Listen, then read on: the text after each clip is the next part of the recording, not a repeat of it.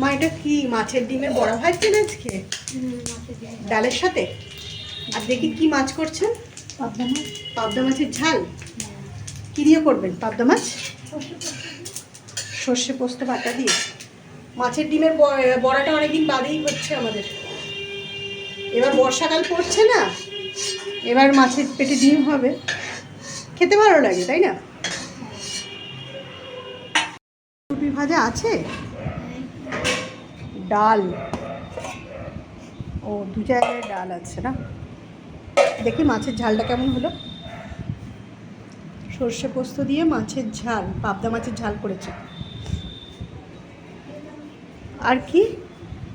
ও এখানে পাট শাক ভাজা, আর এদিকে আছে ভাত। বন্ধুরা, মাছের ডিমের বড়া ভাজা হচ্ছে, কিছুটা ভাজা হয়ে গেছে আর কিছুটা আমি ভাজতে দিয়েছি।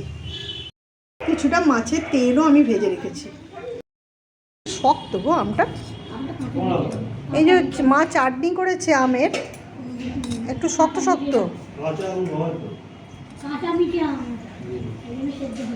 কাঁচা মিঠে আম।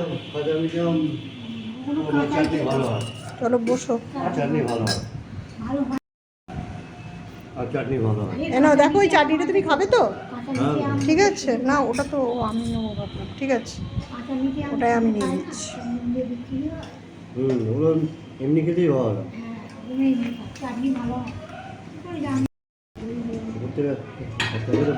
আম দিয়ে দিয়েছে, বুঝতে পারিনি এখানে।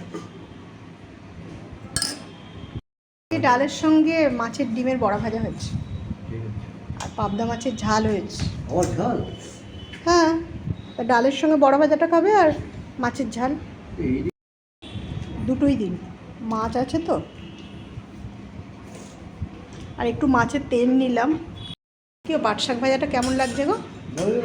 ভালো না? দিয়ারও ভাল লেগেছে, আমারও বেশ ভালো লাগে পাট শাক ভাজা।